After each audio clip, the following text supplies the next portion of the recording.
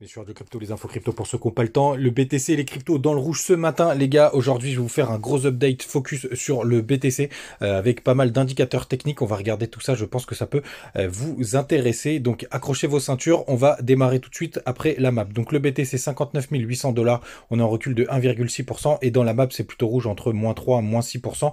On a juste Avax qui tire son épingle du jeu, plus 6,5%. Et aussi Cro de crypto.com qui pousse un joli 10% ce matin. J'affectionne pas beaucoup cette crypto, mais le fait est qu'elle performe bien. Donc les gars, avant de passer sur le daily, on va passer sur le 3 jours qui est pour le coup, vous le savez, c'est quelque chose que je regarde, le MACD a croisé négatif en 3 jours. Donc ça, potentiellement, ça veut dire un retracement ou une correction un peu plus profonde. On va voir la suite. Quand on passe sur le daily, vous le savez, on fait des points hauts toujours plus bas, hein, comme ici, et des points bas toujours plus bas. Donc ça veut dire qu'on est dans une tendance baissière. Ça ne veut pas dire qu'on va s'effondrer, ça veut dire qu'on est dans une tendance baissière. À chaque fois qu'on a une tendance baissière, vous le voyez, il y a toujours un rebond. Ces rebonds, ils se font en général entre les 0,5 de Filbo et les 0,618. Donc là, dans ce cas précis, c'est entre les 62 489 $ et 63 412, en sachant qu'en plus, vous avez le blocage ici qui devient office de résistance à 63 184. Donc le rebond potentiel, il est vraiment entre ces deux zones.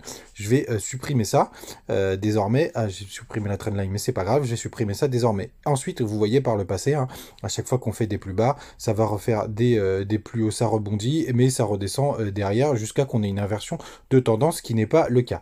Maintenant, on va regarder Ichimoku. Donc Ichimoku, il est passé bear en daily, puisque la lag in span est passée en dessous du cours. Vous voyez, elle est ici, ça fait même office de résistance. Pareil, les supports, on les a traversés. Donc là, on s'approche du nuage. Donc soit on a un rebond sur le nuage qui peut faire office de support, mais sachez que si on passe à travers le nuage, très souvent, on est aspiré par le bas du nuage pour arriver ici. Et vous voyez, ça nous amène directement en 53 000 où il y a un autre support. Donc vous avez pas mal de scénarios possibles. C'est soit on repart tout de suite, ce qui est probable, ce qui est possible, pardon, pas probable, jusqu'ici, soit on se fait rebloquer par ce support-là et on a le petit support du nuage. Et si on est enfoncé, ben, finalement, les 57 500 $, c'est quand même un support qui paraîtrait assez costaud, mais qui va pas du tout avec Ichimoku. Et enfin, le RSI que vous avez ici.